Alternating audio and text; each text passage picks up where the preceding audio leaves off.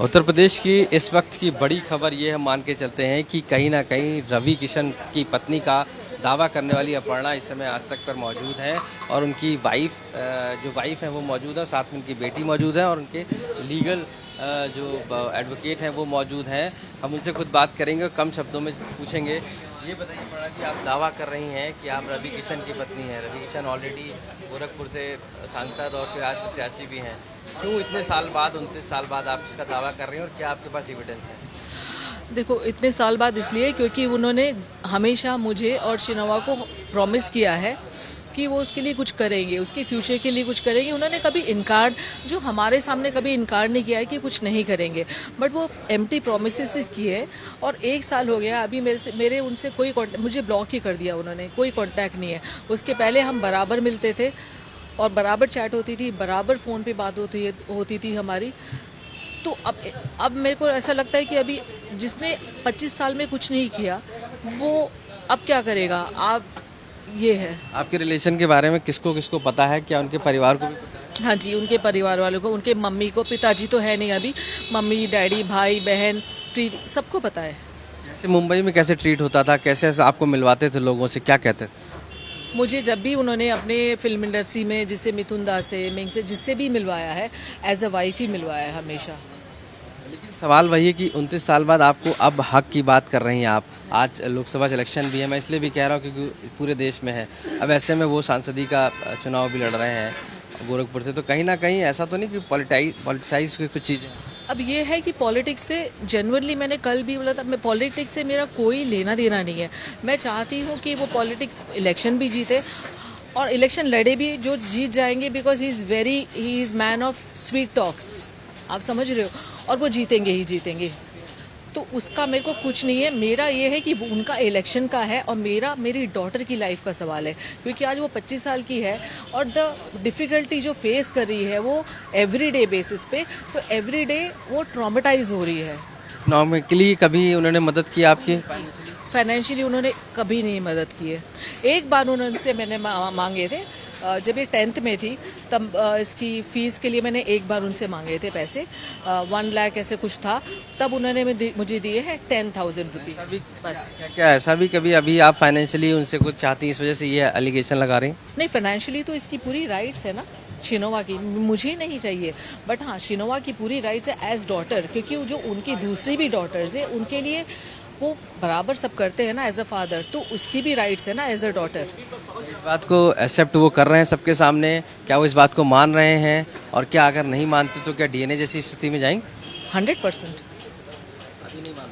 अभी नहीं मान रहे हैं वो, यानी कह रहे हैं। पब्लिकली नहीं मान रहे हैं वो। मेरे सामने तो मान रहे हैं, इसके सामने मानते हैं, बट पब्लिकली नहीं मानते हैं। तो डेफिनेटली मैं कोर्ट में जाऊंगी, I will claim for DNA also.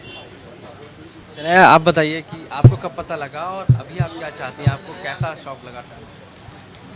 मैं जब 15 की थी तब मुझे पता चला था मम्मी के फ्रेंड्स के थ्रू, और अदरवाइज जब उनसे मैंने पूछा तब तो ऑफ कोर्स शॉकिंग ही था मेरे लिए। मैंने पूछा मुझे क्यों नहीं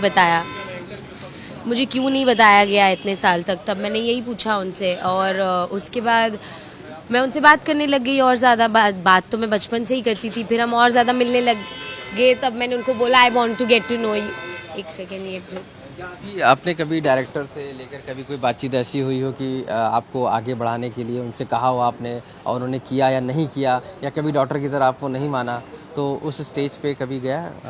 हाँ, इस स्टेज पे गया जब मैंने उनको बोला था कि आप मुझे एक डायरेक्टर से मिला लो। उन्होंने बोला मेरे पास नंबर नहीं है, तो मैंने उनको नंबर निकाल के दिया। फिर वो डायरेक्टर ने मुझे बहुत टाइम तक इग्नोर किया। मैंने उनको बोला ये मेरा रिप्लाई नहीं दे रहे, तो उन डायरेक्टर ने ही जब उनसे पूछा ये शिनोवा कौन है, तो उन्होंने बोला वो दूर की रिश्तेदार है, बात कर ले। तो बात कर ले भी उन्होंने इस तरीके से बोला कि मैं बहुत दूर, और वो भी इसलिए क्योंकि डायरेक्टर ने सामने से पूछा कि ये लड़की मुझे मैसेज कर रही है। तो 1 महीने तक वो गायब हो गए थे, तो उन्होंने कभी मेरी हेल्प नहीं की है और मैं ये हेल्प चाहती भी नहीं हूँ उनसे कि वो मुझे बॉलीवुड में मेरे से किसी से भी इंट्रोड्यूस कराए या कुछ भी कराए। उन्होंने सामने से मुझे प्रॉमिस किया था, जब भी किया था, कि मैं तुम्हें ये करा के दूंगा या मैं तुम्हारे लिए करूँगा या मैं तुम्हें साउथ में कॉन्टैक्ट्स दूंगा। मेरे पास मैसेजेस भी है जब उन्होंने लिखा है कि मैं तुम्हें साउथ के कॉन्टैक्ट्स दूंगा या जो भी, क्योंकि मुझे साउथ इंडस्ट्री में जाना था। उन्होंने कभी हेल्प नहीं की, ना ही मुझे चाहिए उनकी हेल्प, ना ही मैं बोल रही हूँ कि आप मुझे लोगों से मिलाओ या कुछ भी करो, ना आपने कभी किया है।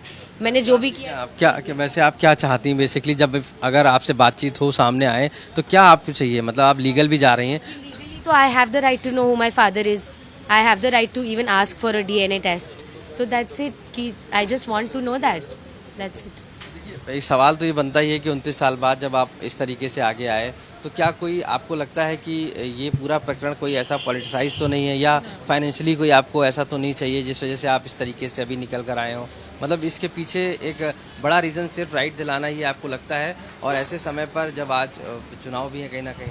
हाँ, नहीं, पॉलिटिकली बिल्कुल भी नहीं है, बिल्कुल भी नहीं है। ये मेरे लिए टोटली पर्सनल है। आप जो बोलते हैं कि रवि किशन सांसद है या फिल्म स्टार है, मेरे लिए रवि किशन रवि है, और मेरे लिए रवि किशन मेरी डॉटर के फादर है। तो मेरा कोई लेना देना नहीं, वो वापस कह रही, वो इलेक्शन जीते, वो लड़े, मेरा सिर्फ यही है कि मेरी डॉटर को इंसाफ मिले। लीगल जा रही हैं, अब नोटिस भेजा है आपने, आपके पास एविडेंस क्या क्या है? नोटिस की भी बात है कि नोटिस मैंने 9 महीने पहले भेजा था, और जिनका उन्होंने कोई जवाब नहीं दिया। उसके बाद में भी मैं लीगली नहीं जाना चाहती थी। उसके बाद में भी मैंने अपने काफ़ी सारे फ्रेंड्स से, काफ़ी सारे लोगों से यानी जो मीडिएटर्स हैं उनको जाके मिले, क्या कि ये बात ऐसे ना मीडिया में जाए ना लीगल जाए, क्योंकि मैंने उनको लेटर में भी लिखा है और मैसेजेस में भी लिखा है कि मुझे मीडिया में भी नहीं जाना है, मुझे लीगली भी कुछ नहीं करना है, but don't push me to that. But वो ऐसा सैड। आप किस स्टेप से हो सकता है कि उनका राजनीतिक करियर खराब हो जाए या बॉलीवुड करियर भी खराब हो जाए, और आपको लगता है कि कहीं ना कहीं वो अगर सामने आते हैं तो आप सिर्फ अपनी बेटी की मांग रखेंगी, या इसके अलावा और भी कुछ मौका देंगे? नहीं, मैं नहीं चाहती हूँ कि उनका करियर किसी भी तरह से खराब हो, ना पॉलिटिकली ना फिल्म वाइज, और उनका होगा भी नहीं, ये मैं कह रही हूँ, because he is mister Ravi Kishan, उनका बिल्कुल नहीं होगा। मेरा सिर्फ ये है कि वो सामने आके मेरी डॉटर को एक्सेप्ट करें, बस।